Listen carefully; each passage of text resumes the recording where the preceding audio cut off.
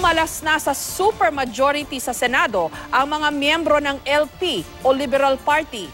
Pinatalsik bilang Senate President pro tempore si Senator Franklin Drilon at isa-isang pinalitan ang mga LP Senator na may committee chairmanship. Tingin ng mga LP Senator, ganti raw ito sa pagtuligsa nila sa administrasyon. Pero giit ng Malacanang, wala silang kinalaman sa balasahan. Live mula sa Quezon City, may report si Jam Cesante. Jam? Jessica, sumasagi na rin daw sa isip ng mga Liberal Party members na posibleng mawala sila sa majority bloc. Pero medyo nagulat pa rin sila nang biglaan silang tanggalin doon sa mga posisyon nila sa liderato ng Senado sa sesyon kanina. Kakabukas pa lang ng sesyon ng Senado nang tumayo si Senador Manny Pacquiao upang hilinging tanggalin si Senador Franklin Drilon bilang Senate President pro tempore. I move that that the position of the Senate President pro tempore be declared vacant.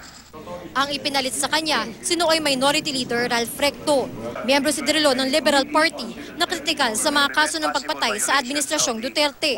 Matapos ihalal si Recto, nagmosyon na si Pacquiao upang isa-isang tanggalan ng committee chairmanship ay iba pang miyembro at kaalyado ng LP. Si LP President Senador Kiko Pangilinan tinanggal bilang Agriculture Chair at pinalitan ni Senador Cynthia Villar. Si Senador Risa Hontiveros inalis bilang Health Committee Chair at pinalitan ni Senador J.V. Ejercito.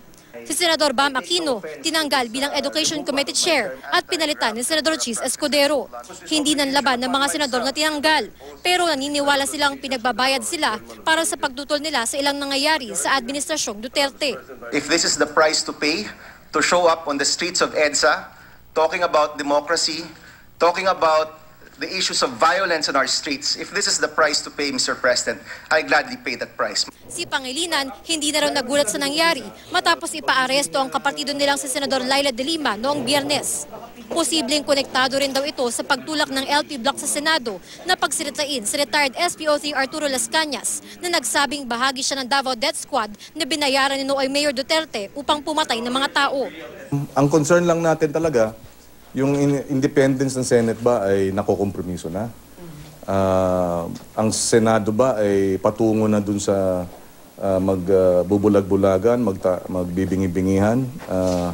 Wag naman at hindi tayo papayag. Kabilang na ngayon ng mga tinanggal na senador sa minority bloc ni Senador Antonio Trillanes IV na tatayo munang minority leader. Inaasahan ding sasali sa kanila si De Lima. Kung ang pananatili ko bilang miyembro ng majority ay ibig sabihin magiging kasabwat ako ng isang administrasyon na nagpapakita ng karahasan at di pagrespeto sa karapatang pantao, then buong loob kong niyayakap ang pagiging miyembro ng bagong minority. Itinanggi naman ng Malacanang na may kinalaman sila sa mga pagbabago sa Senado. I think the policy of the President is not to interfere with the other branch of the government.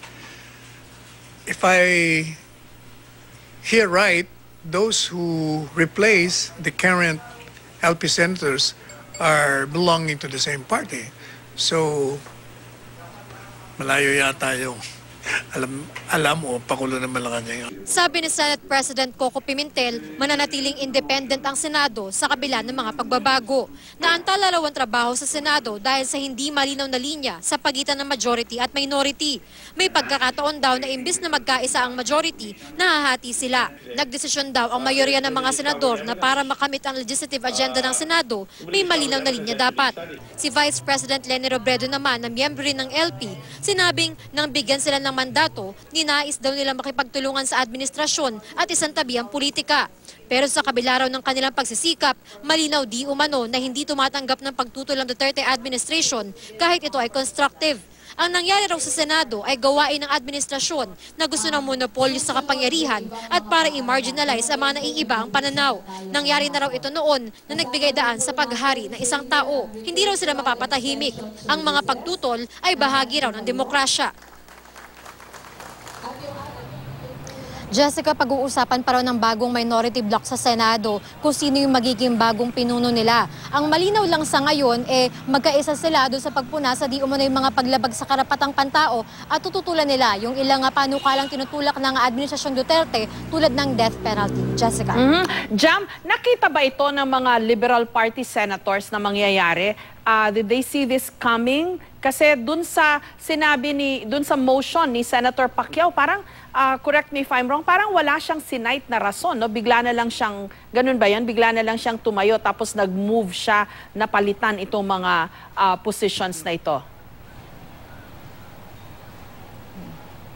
Jessica, sabi ng mga nakausap nating Liberal Party members, particularly si LT President Kiko Pangilinan, talagang naiisip na nila na posibleng ang matanggal sila sa majority o umalis sila sa majority, lalo na nga nung inaresto si Senador De Lima. Sabi niya nga nagpulong na raw sila nung Sabado, nilang 4 na senador para pag-usapan yung posibilidad na yon. Pero medyo nagulat din sila na sa sesyon pala mismo, itatanggalin na sila mula doon sa leadership positions. Naririnig daw nila na may ugong-ugong nung araw na yon or ngayong araw, kanina, pero hindi raw nila nakumpirma until the last minute. Tama ka, Jessica, kanina nga wala namang sinight na rason si Senador Manny Pacquiao. Pero yun nga, pinaliwanag naman ni Senate President Coco Pimentel kung ano yung pinaniniwalaan nila rason kung bakit mas maayos na magkahiwalay sila ng Liberal Party. Pero parang meron lang akong, correct me if I'm wrong, meron lang akong nakitang contradiction dun sa sinight na rason ni Senate President Coco Pimentel. No? First, he says na independent pa rin daw ang Senado.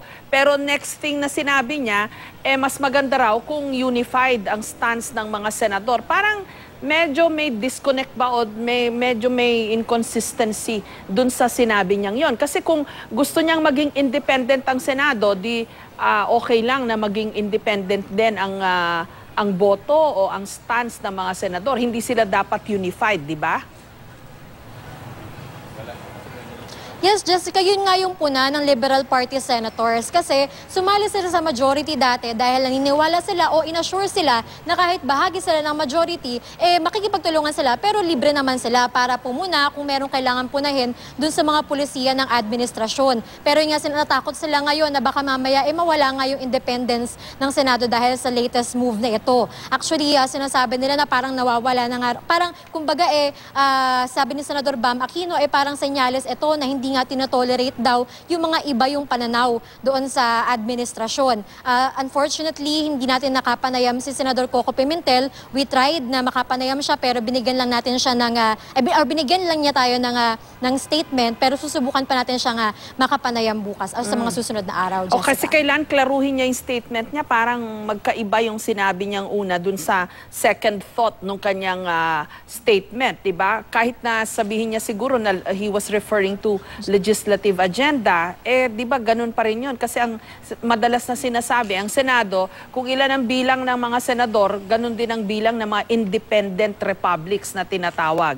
Isa pang tanong ko, so ang mukhang ang naging mitya dito, Jam, ay yung pag-aresto kay Senator De Lima. Yun ba yung parang naging trigger ng lahat ng ito, Jam?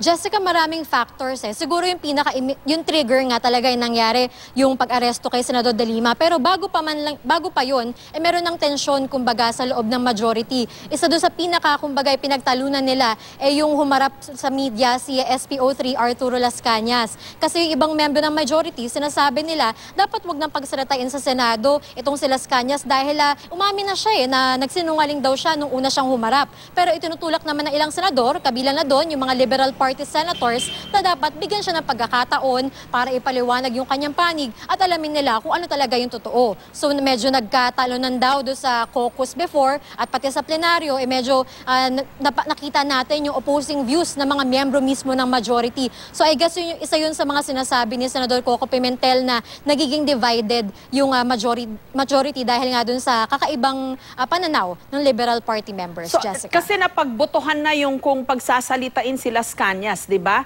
Ibig sabihin ba niyan, itong nangyari ngayon, posibleng magkaroon ng epekto dun sa naunang pagboto ng mga senador? So, kasi napagbotohan yata na pagsasalitain si Las Cañas. Dahil nagkabalasahan ngayon, posible bang mabaliktad yon? So, hindi na pagsasalitain si Las Cañas? Ganun ba? Is that where things stand now? Or, kumbaga, yun na yon? Yes, Jessica, posible pang magbago yung desisyon ng Senado.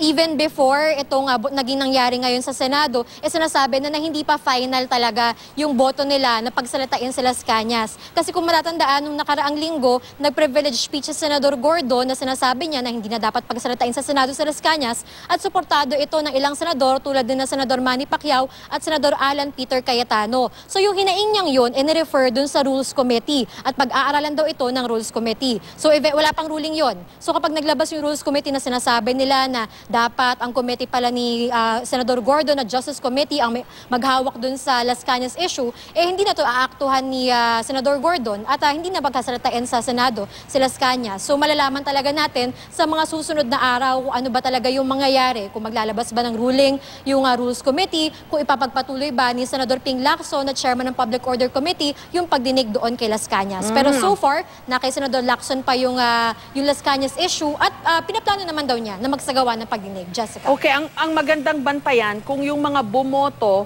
para pagsalitain si Las Cañas, magbabago pa ng pasya. Kasi merong mga bumoto na hindi membro ng LP, di ba, Jam? So, kumusta ang mood dyan? Considering na medyo ang observation ngayon nagiging polarized ulit ang lipunan natin. Nakita natin yan dun sa mga rally nung weekend, no? Merong mga pro-EDSA, yung mga nag-celebrate ng EDSA anniversary, nasa EDSA. At meron ding mga nag-celebrate naman ng, o yung mga supporter naman ni President Duterte, nasa Luneta. So, sinasabi, napaka-polarized na naman ng bayan natin. Mukhang itong polarization na ito, nandyan din sa Senado. Kamusta mapakikitungo ng mga senador sa isa't isa at this point?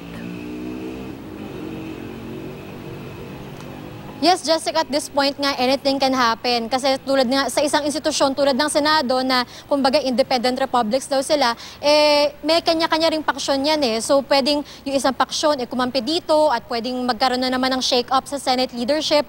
Pero nga dahil sa mga pangyayaring ito, sabi ni Senador Kiko Pangilinan, kung meron man itong magandang naidulot, mas napalakas daw yung minority. So ngayong nasa minority na sila, mas libre sila na makapagpuna doon sa Administrasyon Duterte kung meron silang mga pulisiya na hindi sinasang-ayunan. Kadulad na lang yung pagtulak doon sa death penalty. So makikita sa mga susunod na araw kung ano talaga yung magiging kumbaga dynamics ngayon sa bagong Senate leadership. Jessica. Maraming salamat sa iyo, Jam Cesante.